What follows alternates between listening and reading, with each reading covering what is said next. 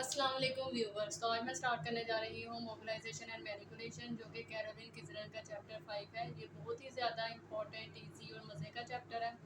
सबसे पहले मैं कुछ बेसिक डेफिनेशंस को डिफाइन करूँगी। ये डेफिनेशंस बहुत ही ज़्यादा इंपॉर्टेंट है, एससीक्यू में भी आ जाती हैं और वाइवा में भी बहुत ज़्यादा पूछा जाता है, इसलिए आपने इन डेफिनेशंस को वर्ड टू वर्ड याद करना है। तो सबसे पहला जो एससीक्यू आ जाता है इस चैप्टर से, वो आ जाता है मोबिलाइजेशन और मैनिपुलेशन का डिफरेंस। जो मोबिलाइजेशन होती है वो क्या होती है, कैसी मूवमेंट्स होती हैं। अच्छा, ये जो होती है ना, इसके अंदर क्या होता है कि जो फिजियोथेरापिस्ट होता है ना, वो पैसिवली मूव करता है अपने हाथ से पेशेंट के जॉइंट्स को, सॉफ्ट टिश्यूज़ को, ठीक है, चेंज करके एम्पलीट्यूड और स्पीड को, और यूज़ करके फिजियोलॉजिकल और असेसरी मोशंस को फॉर थेराप्यूटिक पर्पसेस के अंदर। ये इसकी बेसिक डेफिनेशन है, जो कि आपने बुक से एज सेम एज ही इन्हीं वर्ड्स के अंदर उसको अच्छी तरह से आपने याद कर लेना है। ठीक है, तो जो मैनिपुलेशन होती है ना, ये हाई वेलोसिटी और स्लो एम्पलीट्यूड टेक्निक्स होती हैं। ठीक है, कैसी ये मोशंस होती हैं, हाई वेलोसिटी से फिजियोथेरेपिस्ट अप्लाई करता है और स्लो एम्पलीट्यूड होती हैं ये टेक्निक्स है। इन दोनों के अंदर जो बेसिक डिफरेंस है ना, वो यही आ जाता है कि जो मोबिलाइजेशन टेक्निक्स होती हैं ना, ये स्लो रिदमिकल मूवमेंट्स होती हैं जो कि फिजियोथेरेपिस्ट अप्लाई करता है with in the range of motion. और जो मैनिपुलेशन टेक्निक्स होती है ना, इसके अंदर फिजियोथेरापिस्ट सिंगल थ्रस्ट अप्लाई करता है at the end of the pathological limit of the joint, या हम इसको ऐसे भी आसान लफ्जों में कह सकते हैं कि beyond the range of motion. ठीक है, तो ये इनका आ जाता है डिफरेंस। जो नेक्स्ट डेफिनेशन आ जाती है वो है सेल्फ मोबिलाइजेशन। इसके अंदर पेशेंट खुद ही ना मोबिलाइज कर सकते हैं अपने जॉइंट्स को। मोबिलाइजेशन विद मूवमेंट जो डेफिनेशन है ना, ये ब्रेन मॉलिगन ने इसका कंसेप्ट दिया था। इसके अंदर क्या होता है कि पेशेंट जो होता है ना, वो एक्टिवली मूव कर रहा होता है। ठीक है, पेशेंट क्या कर रहा होगा, एक्टिवली मूव कर रहा होगा अपनी बॉडी सेगमेंट को। ठीक है, एट अ टाइम ही क्या करेगा, फिजियोथेरेपिस्ट भी सस्टेन्ड सेंसरी मोबिलाइजेशन अप्लाई करेगा। तो इसको हम कहते हैं, जो ये तो दोनों मूवमेंट्स हो रही होती हैं, इनको हम कहते हैं मोबिलाइजेशन विद मूवमेंट, यानी कि मूवमेंट के साथ साथ ही फिजियोथेरेपिस्ट उसको मोबिलाइज करेगा जॉइंट्स को। फिजियोलॉजिकल मूवमेंट्स कौन सी मूवमेंट्स होती हैं, इनको आम लफ्जों में कहते हैं कि ये फंक्शनल मूवमेंट्स होती हैं। ठीक है, फंक्शनल मूवमेंट से क्या मुराद है, यानी कि जो हम रोज़मर्रा ना ये वाली मूवमेंट्स करते हैं। फॉर एग्जांपल जैसे फ्लेक्शन, एक्सटेंशन, ठीक है, एबडक्शन, एडक्शन, ये हम रोज़मर्रा के कामों में कर रहे होते हैं। इनको हम कहते हैं फिजियोलॉजिकल मूवमेंट्स को फंक्शनल मूवमेंट्स। असेसरी मूवमेंट्स वो वाली मूवमेंट्स। अच्छा, और फिजियोलॉजिकल मूवमेंट्स जो होती हैं ना, ये पेशेंट के वॉलंटरी कंट्रोल के अंदर होती हैं, यानी कि ये हम खुद ही इन जो मूवमेंट्स हैं इनको कंट्रोल कर सकते हैं। और जो असेसरी मूवमेंट्स होती हैं ना, ये एक्टिव मूवमेंट्स का ही पार्ट होती हैं। ठीक है, लेकिन पेशेंट जो है ना, इसको वॉलंटरली परफॉर्म नहीं कर पाता, क्योंकि उसके ये कंट्रोल में नहीं होती असेसरी मूवमेंट्स। ठीक है, इनका नाम ही असेसरी मूवमेंट इसलिए है कि ये बहुत ज़्यादा असेसरी हैं जॉइंट की फुल रेंज गेन करने के अंदर। अगर ये मूवमेंट्स लॉस होंगी तो हम full range of motion joint की गेन नहीं कर सकते। ठीक है, और जो असेसरी मूवमेंट्स वो वाली मूवमेंट्स होती हैं जो हम अपनी आँख से नहीं देख पा रहे होते, लेकिन ये हमारी जॉइंट के अंदर मूवमेंट्स हो रही होती हैं। ठीक है, फिजियोलॉजिकल मूवमेंट्स तो वो वाली मूवमेंट्स होती हैं ना, जो हम अपनी आँख से देख पा रहे होते हैं, पेशेंट खुद ही वॉलंटरली उनको कंट्रोल कर रहा होता है। लेकिन असेसरी मूवमेंट्स वो खुद नहीं परफॉर्म कर पा रहा था, ये जॉइंट्स के अंदर होती हैं और ये हमें नज़र भी नहीं आती। ठीक है, लेकिन फिजियोथेरेपिस्ट ये असेसरी मूवमेंट्स करवाते हैं ताकि जो जॉइंट है ना, उसकी full range of motion gain हो सके। इनको आगे दो में क्लासीफाई किया हुआ है, कंपोनेंट मोशंस के अंदर और जॉइंट प्लेन के अंदर।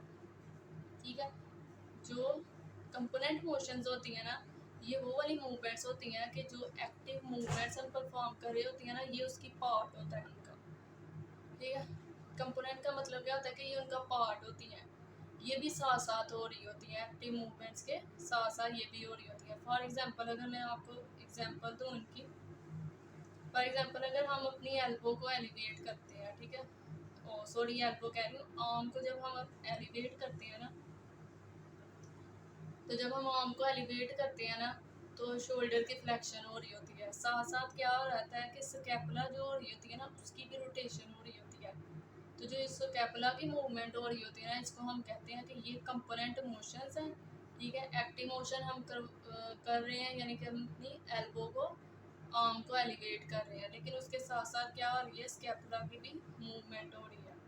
इसको हम कहते हैं कंपोनेंट मोशंस। और अगर हम लोअर एक्सट्रीमिटी के अंदर देखें तो उसके अंदर क्या हो रहा है कि जब हम एंकल की डोर्सिफ्लेक्शन और प्लांटर फ्लेक्शन करवा रही होती है ना, तो साथ साथ क्या हो रही होती है, फिबुला भी रोटेट हो रही होती है। तो ये जो फिबुला की रोटेशन है ना, ये कंपोनेंट मोशन है, यानी कि जब हम एक्टिव मूवमेंट कर रहे हैं तो साथ साथ ये भी मूवमेंट्स हो रही होती है। ठीक है, लेकिन ये पेशेंट के वॉलंटरी कंट्रोल के अंदर नहीं होती। जॉइंट प्ले, ठीक है, जॉइंट प्ले ऐसी मोशंस होती हैं जो कि विद इन द जॉइंट होती हैं। ठीक है, जो कि विद इन द जॉइंट होती हैं और बिटवीन द आर्टिकुलर सर्फेसेस होती है। ठीक है, यानी कि जिनको हम देख नहीं सकते। फॉर एग्जांपल, इधर मैं आपको एग्जांपल देती हूँ इसकी, ग्लिनोह्यूमरल जॉइंट की।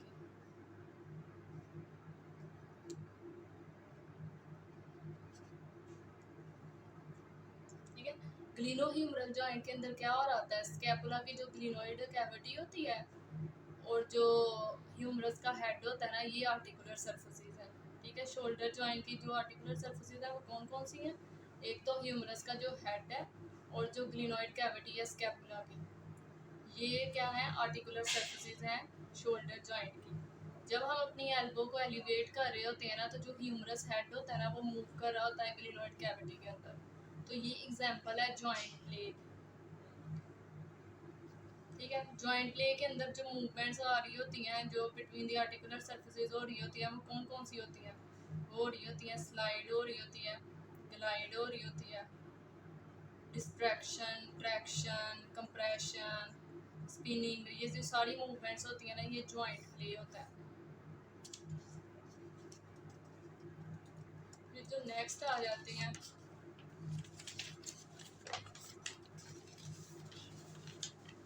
अच्छा, नेक्स्ट जो डेफिनेशन आ जाती है वो है रेस्टिंग पोजीशन। ये ऐसी पोजीशन होती है जॉइंट की जिसके अंदर जो कैप्सूल होता है ना, उसके अंदर मिनिमम टेंशन हो, मैक्सिमम जो कैप्सूलर है उसकी लैक्सिटी हो, और ताकि ग्रेटेस्ट जो है ना वो मोबिलिटी अचीव हो सके। ठीक है, ग्रेटेस्ट मोबिलिटी अचीव हो सके, तो ये इसको हम कहते हैं resting position of the joint. Definition आ जाती है वो है मैनिपुलेशन अंडर एनेस्थीसिया। इसके अंदर क्या होता है कि पेशेंट एनेस्थीसिया के अंदर होता है, और ये ज़्यादातर जो होते हैं ना वो सर्जन्स परफॉर्म करते हैं मैनिपुलेशन, जॉइंट्स के ऊपर परफॉर्म करते हैं, ताकि जो भी अडियंस वगैरह बन चुकी हैं ना सर्जरी के बाद, उनको क्या किया जा सके, उनको ब्रेक किया जा सके और फुल रेंज ऑफ मोशन जो जॉइंट की है ना उसको गेन किया जा सके। इसके अंदर क्या बस आपने बताना है कि ये परफॉर्म करते हैं सर्जन्स।